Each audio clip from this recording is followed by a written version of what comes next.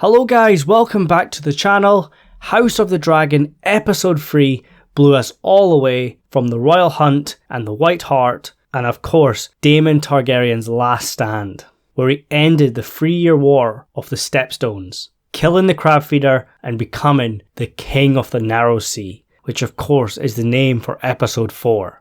Daemon Targaryen has his driftwood crown placed on his head by the sea snake Corlys Velaryon. But now we're going to see the repercussions of all these actions, and we've got a brand new trailer to break down. But before we start guys, if you are a fan of the content here on the channel, please consider subscribing. We're going to be covering House of the Dragon all the way to the end. We're only getting started. But yeah, we start off the trailer in King's Landing. Viserys and Rhaenyra are bickering and have become so distant. Something that has major implications far beyond their own personal relationship.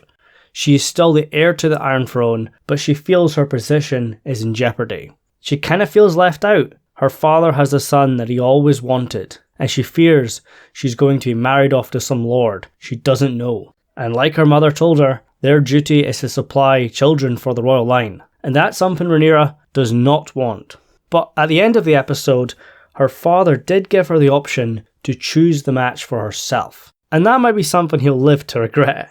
But it's not just Rhaenyra's happiness that King Viserys is concerned with. A little factor known as the Song of Ice and Fire. Remember, Viserys is a dragon dreamer, and he's obsessed with prophecy, and has passed the knowledge of Aegon the Conqueror's dream to his new heir and daughter Rhaenyra. And it seems like from this trailer, he will teach her more. And I suppose he could use that as a way to try to bond with her again, and hope that she better understands to have children to strengthen her claim and to pass on the Song of Ice and Fire. And I've had a theory since the very first episode that the secret is inscribed into the Valyrian steel dagger with a dragon bone hilt. And this trailer confirms that. When the blade is placed under heat, it reveals the text. From my blood comes the prince that was promised, and his shall be a song of ice and fire. And obviously, the first thing I thought about when I saw this was the One Ring, the Ring of Power from the Lord of the Rings. When the One Ring is placed over heat, it reveals the hidden ring verse. And of course, what House of the Dragon is doing is a major nod to Lord of the Rings, which is a major influence on A Song of Ice and Fire, and pretty much all fantasy since it was published. But yes, the Prince That Was Promised is a term you will be familiar with if you've been here or followed any other Game of Thrones YouTuber in the lead up to Season 8, along with the terms The Last Hero, Azor Ahai, The Red God, Nissa Nissa, and so many others. Whereas the later seasons of Game of Thrones ditched the idea of prophecy, House of the Dragon is going full throttle. Episode 1 revealed that Aegon believed his prophecy would be fulfilled by one of his descendants, who would unite the realm of men against the coming darkness during the long night. Aegon didn't know what evil from the north awaited the realms of men, but of course this is the Night King, his White Walkers, or the others, and the army of the dead. And generations later, the realms of men do face off against the Night King, and the prophecy is partially fulfilled. As we know, it was no Targaryen that ended the long night, but rather Arya Stark, who used her training as a faceless man, a little bit of plot armour, and subversion of the plot to one-shot the big bad Night King. But like I said, House of the Dragon has doubled down on the idea of prophecy, which is far more prominent in the books. And I think we'll see even more prophecy in the coming episodes, as a way to connect to the main series and to expand the Targaryen civil war from just a fight over the Iron Throne to the future of the realm. In episode 4, Rhaenyra learns more about the prophecy and her importance in it, as remember it's passed from king to heir, and Viserys reinforces the need for Rhaenyra to have children, to strengthen her claim and to pass down the dream. I don't know about you, but even though the long night ends so badly, I am excited to learn more about the Song of Ice and Fire, other magical elements from the books, and of course prophecies. And there's been so many theories that Melisandre will show up at one point, and the actress Carice Van Houten has suggested that she would love to appear. And I think this will happen in the later seasons. We might get an episode where Melisandre meets Rhaenyra to discuss the prophecy. And of course in Season 7, the dagger itself was pictured inside a book at the Citadel, read by Samuel Tarly. And I think there are a lot more secrets of this dagger to be revealed, and it'll be interesting to see who has it by the end. Let's do a quick rundown of all the minor shots, and if need be I will discuss the more important scenes. Next up we can see the Hand of the King, Sir Otto Hightower, whose gaze is fixed on the Iron Throne for his grandson Aegon. and he is pressurising Viserys to make him the heir. That's when the friction will start between them. And remember, Otto's brother is the Lord Hightower, and he's ordering his brother around.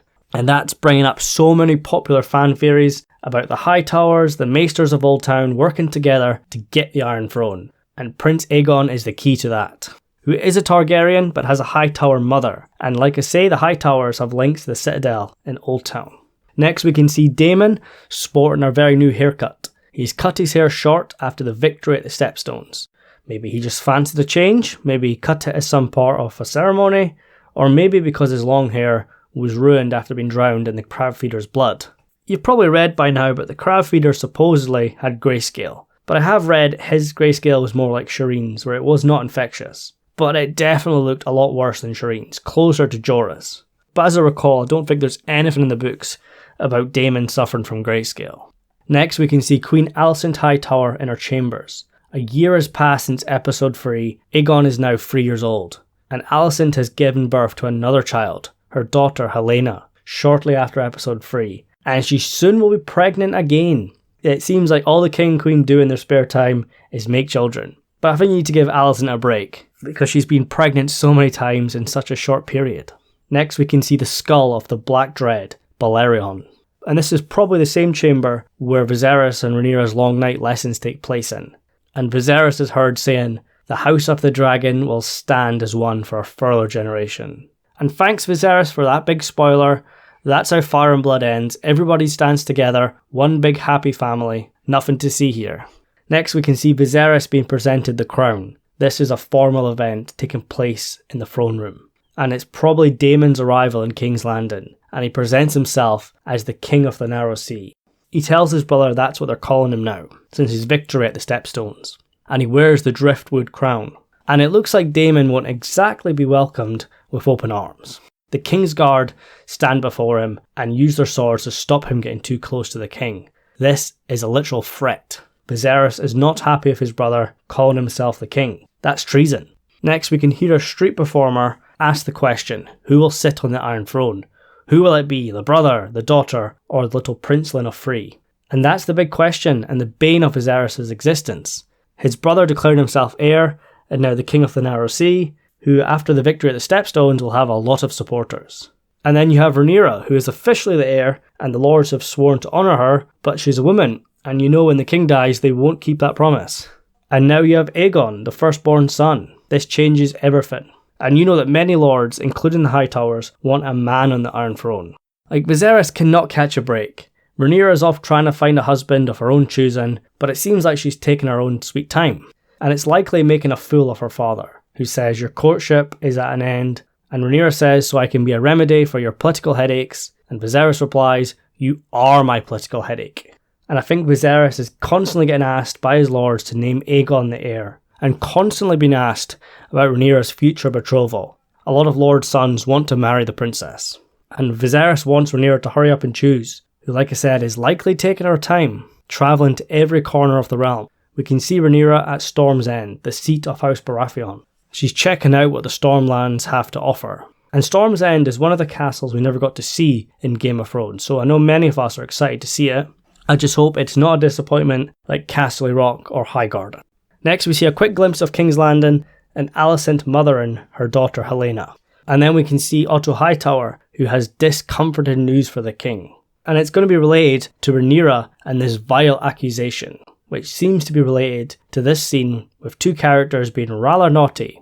We can see two people's hands, they're clearly having sex. It looks like Rhaenyra and Daemon. And judging by their appearance and jewellery, I think that's what it is. But it might also relate to Sir Criston Cole, who is becoming very close to Rhaenyra. But I'm not going to spoil Fire and Blood. But remember, with Fire and Blood, a lot of it happens through multiple sources. And of course, a very unreliable, biased author. This show is going to reveal what actually happened, or it might leave it ambiguous. But these vile accusations are definitely related to Rhaenyra's love life. And we know how precious a noble lady's virginity is, even more so when that lady is the princess, and heir to the Iron Throne. Next we can see a hooded figure pushing his way through a crowd. This trailer is cut in certain ways that don't play out on screen, but this could be Daemon, who is wearing a hood later on. Then we can see Viserys, who wants to know who's responsible for the gossip about his daughter. He threatens to take their eyes. And by Otto's reaction, It seems to suggest it's someone close to the king. And we know that Otto hates Daemon and will do anything to get him kicked out of King's Landing again. And then we can see the king in formal dress, the crown on his head, black fire in hand, ready to pass judgment. This is likely the scene from earlier when Daemon arrives in King's Landing, or maybe once accusations related to Rhaenyra have surfaced. Then we can see Alicent defending her friend and new stepdaughter by saying it's not in Rhaenyra's nature to be deceitful. I cannot say the same for your brother. Just like her father, she's placing all the blame on Daemon. And we can see Daemon wear a cloak and hood from earlier, and he looks very pleased with himself. But I can't be sure what the next scene is. It looks like it could be fireworks, perhaps the street performer who asked the question of the true heir. Or maybe some sort of festival is taking place. Then we can see more hooded figures. Could be Rhaenyra, but I can't say because it's just so dark. Then we have Daemon being stopped by the Lord Commander of the Kingsguard, Sir Harold Westerling. It's likely Daemon will get back in favour with the king, but once these accusations about Rhaenyra take place, he's in trouble. And finally we can see Rhaenyra on a Targaryen ship with Sir Criston Cole, likely travelling to or from Storm's End, and Daemon flies by on Caraxes. Again, big spectacle for the prince. He nearly tips the ship over, but I think that'll do it. There's a lot to ponder over here. We've had our first battle, now we're back to the more scheming and risque side of Game of Thrones. And I've got a strong feeling about this episode. It will be a must-see. But I want you guys to post your thoughts. What part in the trailer are you most excited for? And if you have any requests, just leave them below as well. But my next video is going to be based on Lord of the Rings, The Rings of Power. And then if we've got more time towards the end of the week, we'll do more House of the Dragon stuff. But we will see, it's getting very busy around here. And if you want to make sure you get all the videos and don't miss a single one, please consider subscribing. So guys, thank you so much for watching, and I'll see you soon.